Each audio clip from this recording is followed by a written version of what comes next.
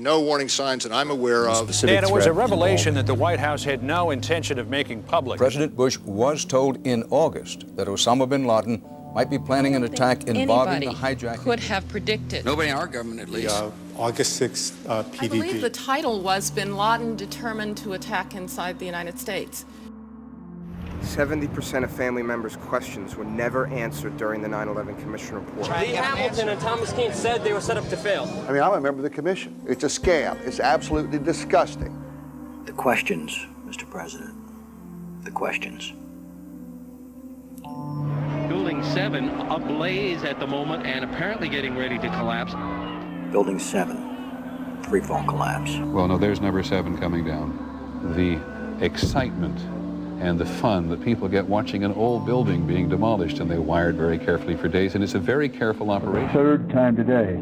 It's reminiscent of those pictures we've all seen too much on television before, when a building was deliberately destroyed by well-placed dynamite to knock it down. The smartest thing to do is pull it. And they made that decision to pull, and then we watched the building collapse.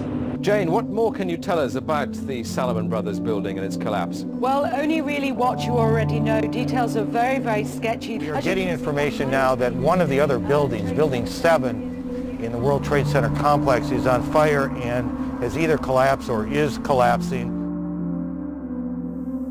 The Pentagon. Vanishing airplane. From my close-up inspection, there's no evidence of a plane having crashed anywhere near the Pentagon. The only site is the actual site of the building that's crashed in, and as I said, the only pieces left that you can see are small enough that you could pick up in your hand. There are no large tail sections, wing sections, a fuselage, nothing like that anywhere around, which would indicate that the entire plane crashed into the side of the Pentagon. Firefighters and police describing explosions. A lot of them. The secondary explosion. We've got numerous people covered with dust from the secondary explosion. Floor by floor instead of popping out. It was if they had detonated. If they were planned to take down a building. Boom, boom, boom, boom, boom, boom, boom. Looks sort of like the building just demolished. Even if there was no secondary explosives in the building. Kind of like gunfire. You know, bang, bang, bang, bang, bang. And then all of a sudden, 3 big explosions. Do you know if it was an explosion or if it was a building collapse? To me, it sounded like an explosion. Chief Albert Turry told me that he tried to get his men out as quickly as he could, but he said that there was another explosion which took place, and then an hour after there was another explosion in one of the towers here.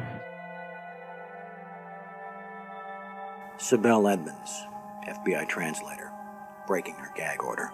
All our intimate relationship with bin Laden and Taliban. We did carry very intimate relationship with these people all the way up to September 11. Bin Laden was spirited into this military hospital in Rawalpindi for kidney dialysis treatment. The military had him surrounded. They were saying that Osama bin Laden had to be watched carefully and looked after. NORAD standing down. Where were the planes? On now to one of the eeriest moments amid the carnage of 9/11. A mysterious plane was seen flying right over the president's residence. The E-4Bs over New York and Washington, otherwise known as the Doomsday Planes. It has never been officially explained. Cell phones working at impossible altitudes. Solicitor General Ted Olson receiving phone calls that the FBI says were never made. What happened during that call? This is the only information we have on these terrorists. She was able to call him twice. How she could pull that off, we don't know, but she did. These are the questions, Mr. President. These are the questions.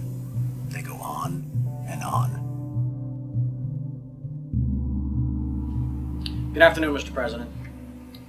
I come to you today representing the families of the victims of September 11th, as well as millions of my fellow Americans. Hopefully by now you've had a chance to read my letter to you, 20 Minutes with the President, and if not, at least had its contents brought to your attention. We have questions, Mr. President. Lots of questions. A lot of them are detailed in my letter, but trust me, there are hundreds of more questions. As my letter chronicles, sir, The 9/11 Commission itself says they were lied to, deceived, and essentially prevented from carrying out a real investigation. The people of the United States and the world demand the truth, sir. We have to continuously ask questions. That's what a patriot does. That's what a true American does. We ask questions. You, sir, have the power as well as the responsibility to initiate a truly independent congressional investigation into the events of 9/11 as well as its aftermath. We want our country back, Mr. President. Therefore, I'm not just calling on you and your team. I am calling on each and every American citizen to wake up, stand up, and demand the truth. We're counting on you, Mr. President. Be on the right side of history.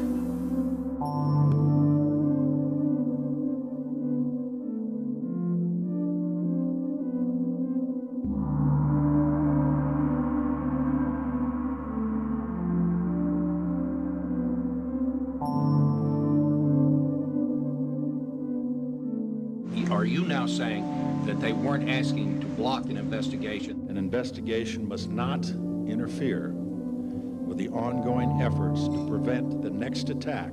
Senator Tom Daschle said last week that you called him several times and urged him not to investigate the events of September 11th. Tom's wrong. He has, I think, in this case, let's say a misinterpretation.